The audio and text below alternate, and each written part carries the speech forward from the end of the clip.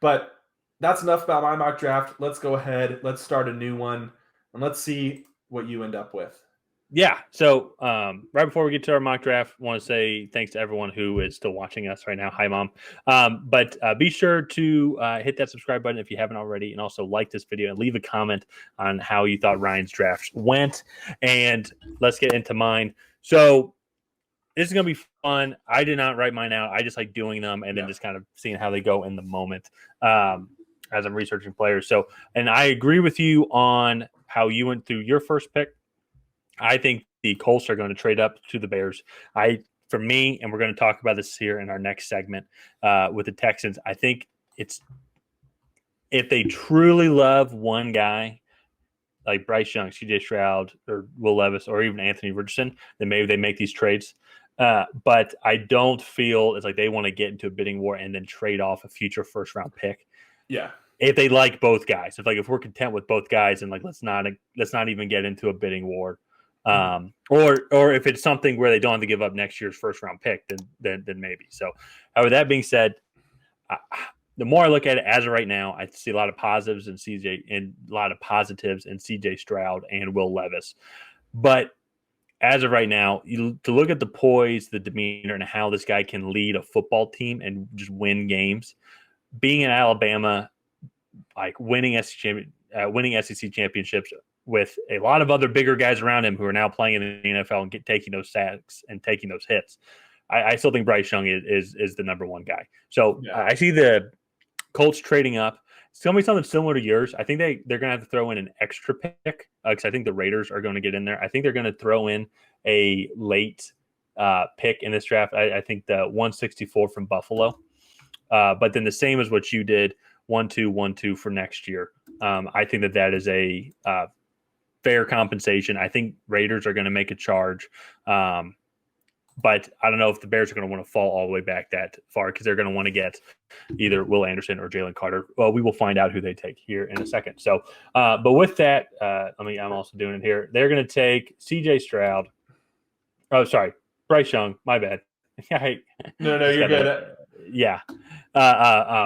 I don't know why I said CJ Stroud. It's wrong on my board. But no, Bryce Young. I mean for them to take Bryce Young based off what I just said. Also, too, based off how the new head coach Shane Steichen, Philadelphia Eagles offensive coordinator, I think Bryce Young would fit perfectly into the type of system that he just had, especially with Jalen Hurts that's right there. I could also honestly see with what he has talked about and the type of quarterback, maybe even seeing Will Levis kind of fall into this spot as well as a big physical runner with a powerful arm. But that's prediction. I don't feel confident yet in that prediction. So, but moving on though now, Houston Texans are now going to take CJ Stroud. I got that all mixed up. Let me put Bryce Young on my board. But as I said, if you're the Texans, unless you truly love a guy, I don't know if I'd want to get into a bidding war mortgaging off my future. If maybe you think one guy's a little bit better, but if you still really like the other guy and you can deal with some of his faults and you can work with him, I think that DeMeco Ryans and this new coaching administration is going to really enjoy this. So I don't feel like the Cardinals are going to trade back unless if there's an offer that they just can't refuse, especially if the Colts trade up to number one.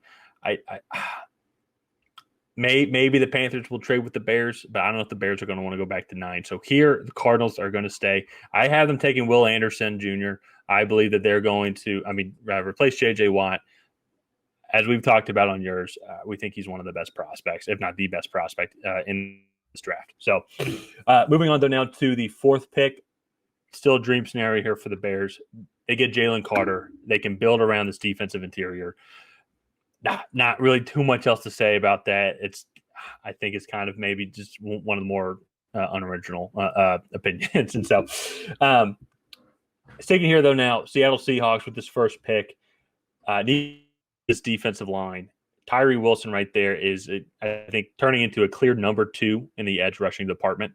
And so potentially even a number 1. Well, I would love to see him go up against Will Anderson. Maybe they can bring some competition. So now with the lines as well, the more and more I look at it, just the more and more I like Devin Witherspoon in this Lions system until we see the combine with all these other cornerbacks here. We're able to see them go head to head against one another. Who's more athletic? Who is able to fit better in which system or which type of system?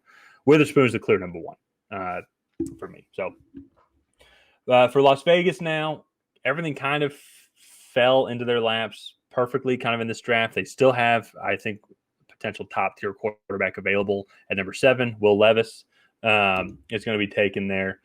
I am trying to get a little bit higher on him. I can absolutely see some of the concerns, but they say all the people who are outside the NFL, everyone in the media, say the exact same thing every single year about these quarterbacks. Sometimes they're right, sometimes they're wrong. If you just look at those physical traits, the arm, his size, how he just he's not afraid to bulldoze over a linebacker. It does remind me of Josh Allen, just as what you were saying in this last draft. I think the Raiders, are fortunate because that the Seahawks and the Lions like guys there, so they don't want to trade back that fit their system, and so they don't really want to then lose out on adding a guy that can compete day one. So the Raiders are able to get their potentially future franchise quarterback in Will Levis. So now here with the Falcons. At this point now, it's now a crapshoot. And so for me, a lot of potential options that they can go. I can honestly see them going offensive lineman here, again, the first one off the board. But the one that really fits to me is A.J. Terrell is one of the best corners in the league. And I think giving him a running mate is going to go far for this defense, especially with the new defensive coordinator, Ryan Nielsen. I think Christian Gonzalez is going to be the guy. He is lanky. He is quick. He can play physical. I think that's going to go well alongside A.J. Terrell. I think they'll make a great duo. So now with Panthers on the clock here, once again, kind of unoriginal. They need a quarterback here. I think he's definitely a project, but now with Frank Reich, he has been successful with younger quarterbacks. He was there when Carson Wentz's first couple of years before he got injured in Philadelphia. And so now he obviously can't resurrect veteran quarterbacks. So let's see if he can do it with a younger quarterback here in Anthony Richardson. So now with the Eagles, a lot of different ways that they can go here. To me, this is a little bit of a projection. I think that there's going to be some retirements on this offensive line. And I think you want to get some guys that can move around on this offense who are very quick, very strong, and have very little flaws. And to me, when I see that and what I have seen, Peter Skoronski is very versatile and can move in and out of the guard positions, can play tackle, can do this very quick. And with the type of offense that they want to run, which is very run-heavy, RPO heavy, I think he's going to fit really well into that system. Yeah. No, so, I like that pick a lot. He can play everywhere on the offensive line, including tackle at an elite level. So I like that. That's a good one there. Yeah, and it's like even with yours, it's funny as you're going with it. I'm sure the last time I did a mock draft, I might have picked Paris Johnson. So it's like it's going to be so fun to watch over these next couple of months. What we hear from the teams, what we see that's on the field, and we're able to judge these guys because it's like these round 2, round 3 guys, we've been able to kind of weed them out because we've seen them compete against each other, like Tank Dell, who maybe we'll get into here in a little bit. But that's not foreshadowing at all.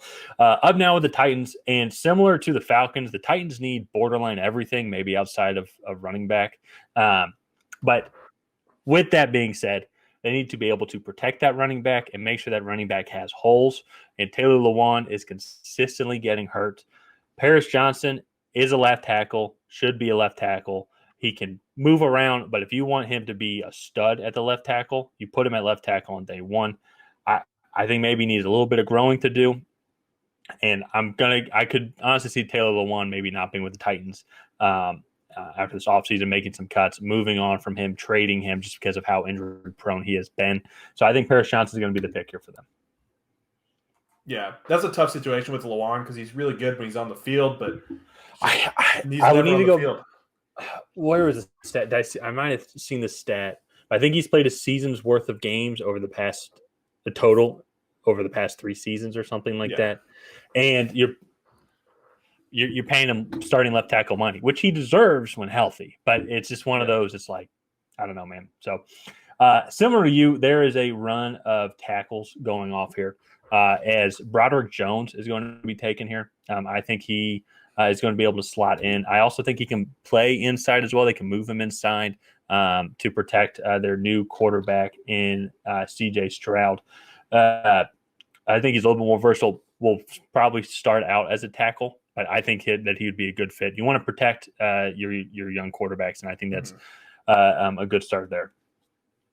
So now with kind of everything going on, similar to you had these run of tackles, and I come to the Jets, and I don't know why. I think I just talked about him at the end of yours, but with how dominant Quinnen Williams is and how much attention he gets, I think Kalijah Cansey's size might be negated because he might be having some easier matchups, more one-on-one attention. And this dude's so quick. He had more sacks than Brian Breesy, and they played the same, like a very similar schedule in the ACC.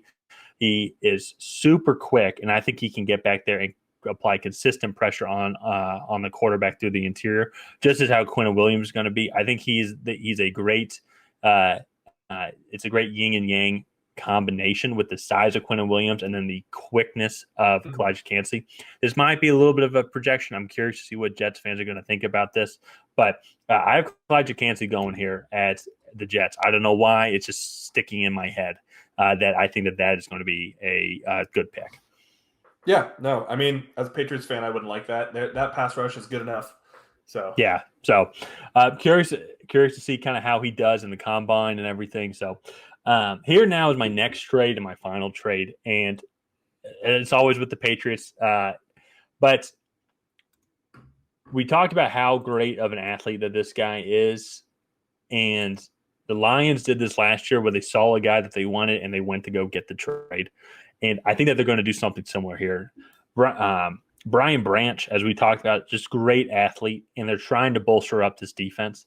And to only go up 5 spots, and potentially there's a couple of teams here that could take him, I think this is something that would be of interest for the Lions to go and do. I don't think they have to do too much. I think that they can do that Minnesota pick at 55 and then that Denver pick at 183, and then the Patriots can shuttle in a pick at 117. I think that would be comparable, would you say?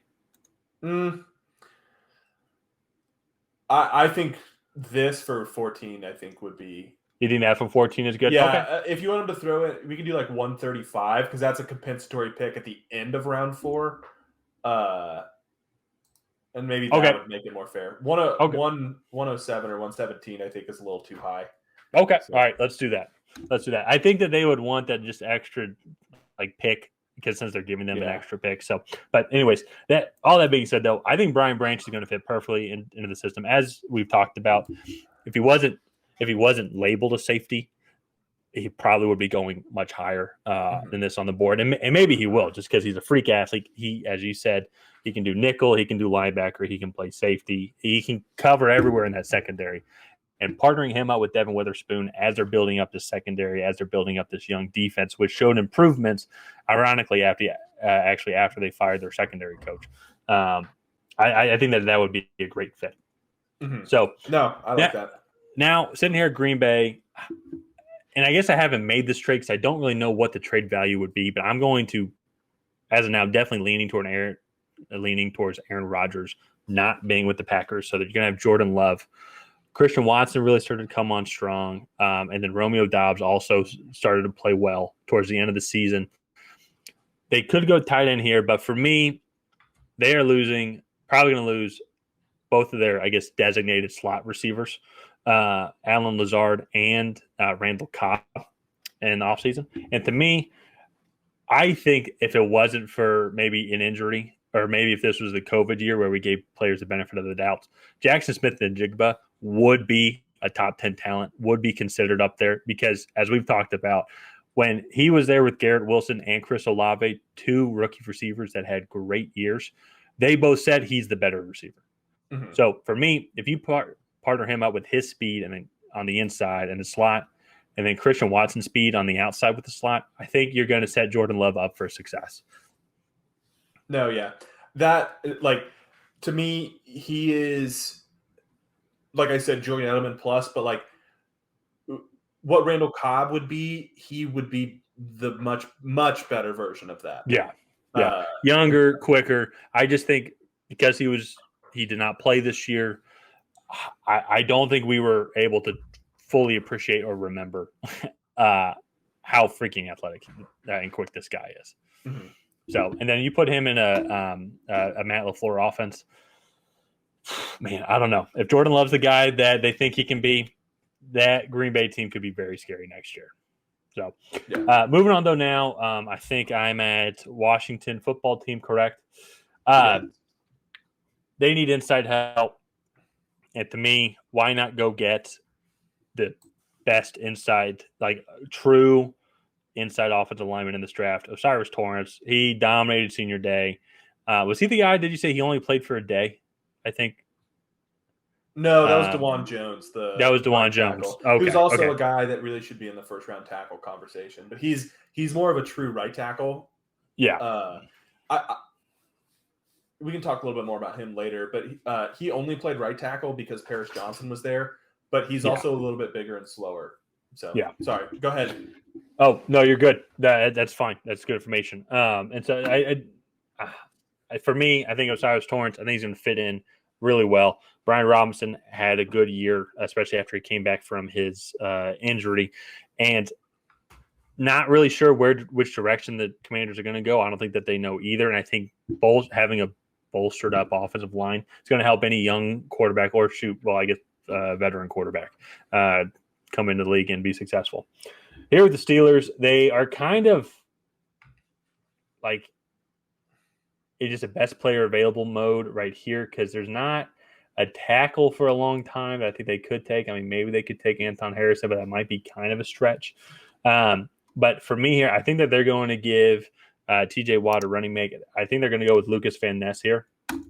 I agree with you, is what you said.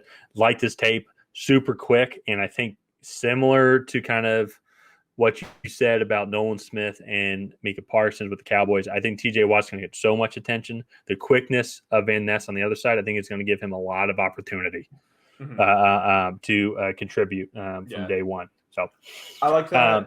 One of the things, like after TJ Watt went out last year, they really only had Alex Highsmith on the edge. They didn't have anybody else like that was competent to rotate in. And we really saw them get exposed. And then when TJ Watt came back, that team did a whole lot better. And I think Van Ness not only would carve out a very solid role, I think he would also add a layer of depth to that defensive front. So yeah. And also I look at the other guys here, and it's like, I mean, maybe they could take Miles Murphy, but I don't know. It's something with the size of Van Ness and the quickness. I just think it's just an extra edge. I think just an extra edge. So sitting here now with the Patriots, trading back, have a couple extra picks. And for me, I'm looking at it, and I'm stuck between Quentin Johnson and Jordan Addison. I think I'm going to go with Quentin Johnson. I think a big, tall receiver that Bill O'Brien can work with in that offense. Give Mac Jones a big target to work with.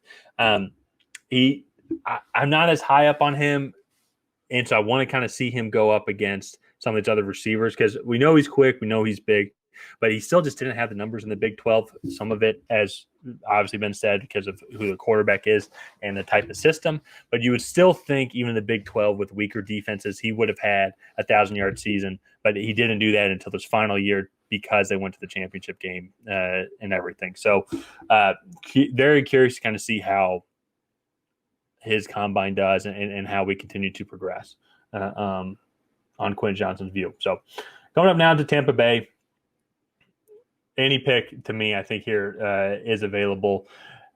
I am going to go with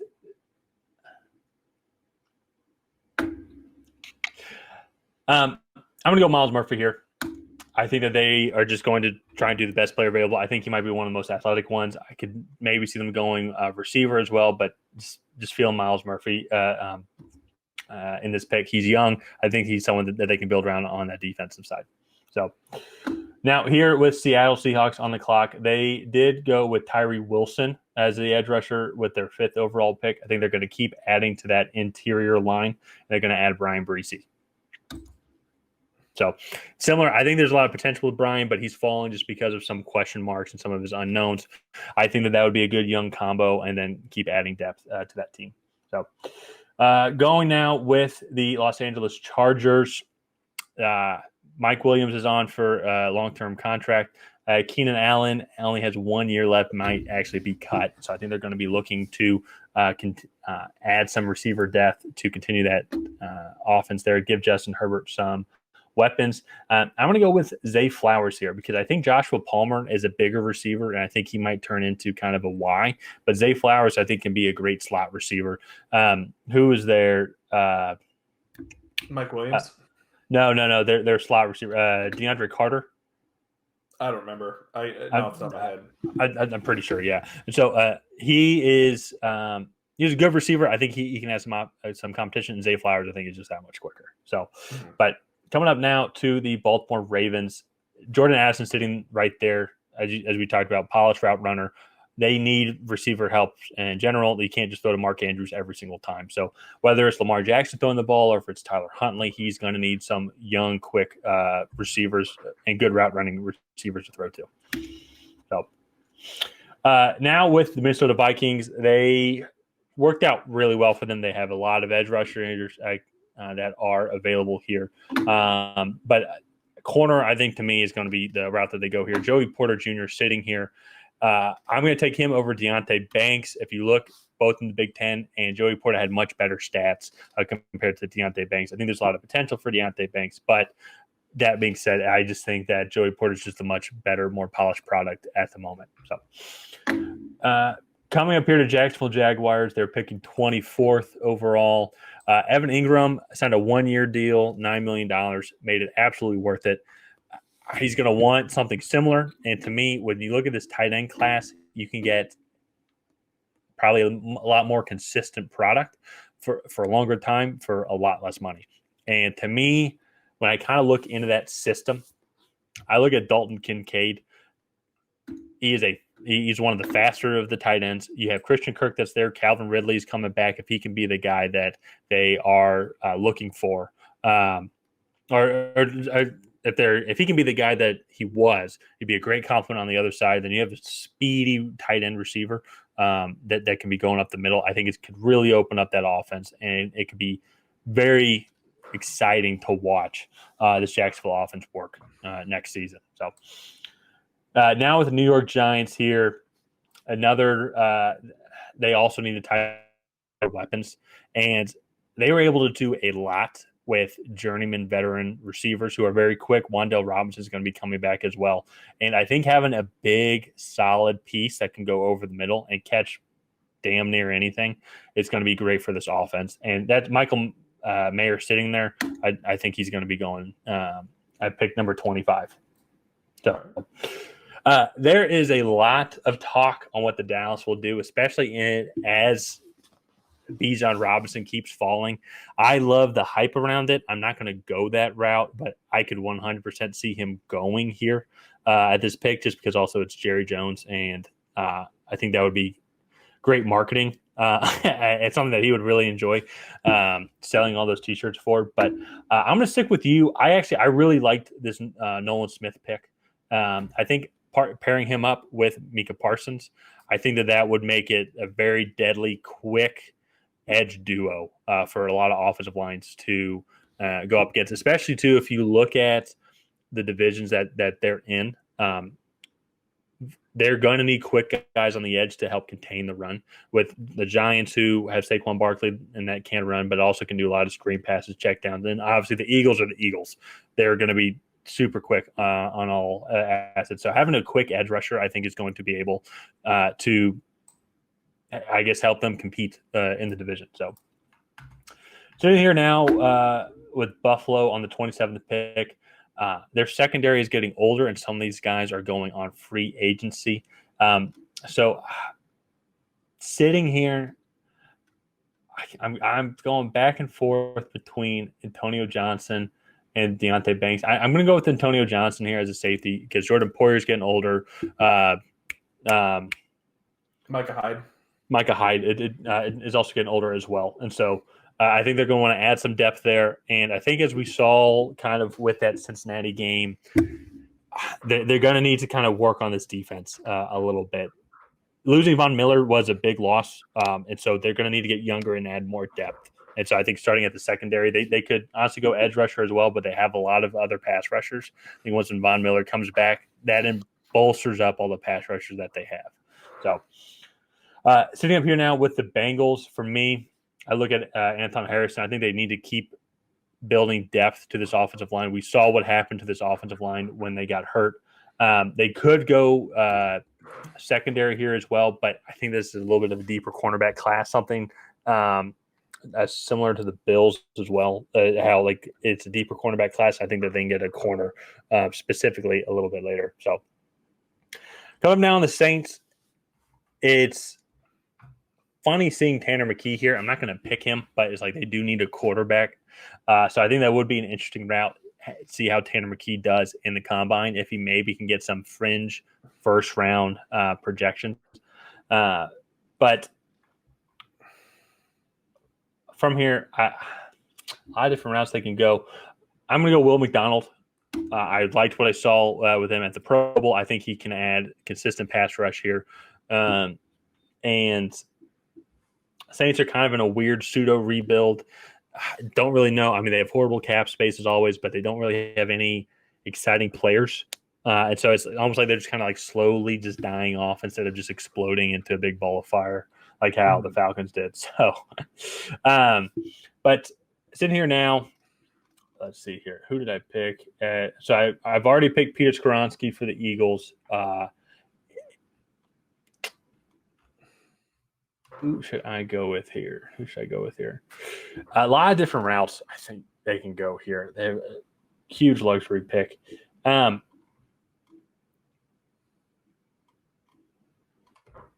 going to go Maisie Smith. Fletcher Cox is getting older. And I think he's a free agent. Okay, well, he's also getting older. We're getting older by the day. We're all slowly dying. I think that they're going to replace him in free agency. The heart of this Eagles team is winning in the trenches, and they must have great young talent and consistently keep reproducing this talent. And well, it should just with any football team, like that's what they should do. And I think they really embrace that philosophy. And I think with Peter Skoronski on one side and then having now Maisie Smith, a defensive tackle, on the other side of the ball, is only going to keep adding their depth and keep the Eagles as Super Bowl contenders going into this team. So now with the last pick, I've thought about this a bunch, and Juju Smith-Schuster signed a 1-year deal. I'm pretty sure also MVS, he also signed a 1-year deal, right? Or maybe he's going into – it was a cheaper deal. Yeah. I have to go back and look at specifically at the contracts. But the Chiefs were already able to do this and win a Super Bowl after trading, and there's all these questions after trading the best receiver in the league. And to me, I think it'd only be fitting if they drafted his mini-me in Tank Dell. I think with how great Patrick Mahomes is, Travis Kelce still has a couple years left, they're able to just find amazing ways to keep scoring with just these great pieces. I think you add him in there, we're going to be able to see them now do everything with that they saw with Tyreek Hill, but now with even more polished veteran weapons. If they re-sign Juju Smith, they do also bring back MVS as well, who had solid seasons, all things considered. So, but that's my draft right now. I'm sure it'll change here in about 30 minutes. And so a lot of different ways it can go. It's one of those things, as you're doing it, it's like I feel more confident with my top 7 picks and kind of how those worked out. The more and more I think about it, the more and more I think the Bears are going to want to stay in the top 4. I don't know if they'll trade back twice, even though if they get the picks. But if you can get another first-round pick and another 2 second-round picks and still get Will Anderson or Jalen Carter in the process, Mm-hmm. I think that's tough to pass up, and I don't know if Houston's going to want to get into a bidding war. So I think the Bears are only going to go as far back as the fourth spot. But that'll be fun to talk about in our next segment here on what the Texans will have to do, or what we think they'll have to do. Real quick, I do want to touch on your draft. I agree with it mostly. I mean, like you said, you could do these things all day and you'd never create the same mock draft. Yeah. I also agree. I think that the Bears going back to 4 is a dream scenario for them. There were a lot of Bears fans that commented on our some of our previous videos, and they want the sun and moon for this pick. And I don't think that they're going to get that, because I think Las Vegas and back isn't going to really be able to offer them enough to convince them to go back that far. And I just think the Colts are in that sweet spot. They're going back, but they're still going to get a blue chip prospect. Yeah. So yeah. And then with some of the picks, I don't like Quentin Johnson to the Patriots. For me, that scares the shit out of me. Looking back at N'Keal Harry, I think Quentin Johnson is a much better pick than that. Athletically, he's much more of a freak. However, I think Jordan Addison or Zay Flowers are better fits for that system. If Bill O'Brien installs the same system, which we aren't quite sure of yet. No, that's a fair point. Yeah, and that's where it's going to be fun in a couple of weeks here when they all go to the combine at it's March 3rd, right? March 3rd through the 6th, I think. Yeah. So we'll be able to, as we said, like put those guys side by side. And I've seen some mocks where Quentin Johnson falls to the second round. I've seen some where he gets taken close to the top 10 and he's the first receiver off the board. There's no one really knows where he fits because he has all these attributes, but at the same time, if you look at his stats throughout his career at TCU, yes, quarterback plays huge on who you're throwing the ball. That the Senior Bowl proves it. But still, though, you would think against weaker defenses he would have had better performances. No, yeah, and that's where some of that is like Max Duggan could not throw the football with any anticipation, and like no, there were at least 4 or 5 reps a game where Quentin Johnson would just like he would be in press man and would absolutely roast the corner off the line, and he would stack them really well. But then it's like nobody knows how he's going to fare in an offense that will actually be able to get him the ball on time. Like in some of his tape, while it's very promising, is also concerning because he's a 6'4" receiver that doesn't play like he's 6'4". Yeah. Well, it's funny you say that because it sounds, I mean, nothing against Max Duggan, but now it sounds like in this situation, he would go to the quarterback that was considered the smartest and brightest of the quarterbacks in that draft that he was taken to. So it could work out. It could be something great. It's funny, and the more we talk about it, it's like, how did TCU make it to the national championship game? It's like, it's not like their defense was that spectacular either. Running the ball, I guess. The dominant Big 12 conference, and so, but no, and I agree. And there's some things even as I'm going through it, and it's funny too. And this is where it's like, and I can see why teams do trade up to just go get their guy, because then, especially when I get into the mid 20s and late 20s, I'm sitting there and it's like, I don't really like. Not that I dislike these guys, but it's like I just don't see them as first round picks. Now you're picking late, but it's like I can see why maybe the Bengals, as you did, like would trade up to Baltimore. Like, let's go get a guy. Like, let's go get the guy we truly like, and like we'll go give up a couple picks. Yeah. And that's so like another thing too that I feel like people, when they see the draft, they don't necessarily think about this. However, when teams are evaluating their draft, they're also evaluating how many roster spots they have. So like one of the reasons in your New England trade back with what was that, Detroit, I threw in one. What was that, like 165 or something, or no, 135, and that to me is that like that's thrown in one to make the trade more even on the point scale, but also that would give New England like 12 picks in this, or no, that would have given New England 13 total picks in this draft. They have 11 already, and that keeps them at 12. And like when you start to look at it, New England doesn't have room for 12 guys on their roster. And so you don't just want to like throw away picks, but I think there's a lot that goes into the draft. I'm excited to keep doing these. A little sneak peek here. We are talking about doing a full 7-round mock draft, doing picks for every single team. That would probably come mid-March in about a month. But I think that would be really fun to do. And like we could break down prospects all the way to pick like 260. I think it's 262, I think is the last pick, or maybe 261. 262. Yeah. So I think that would be fun.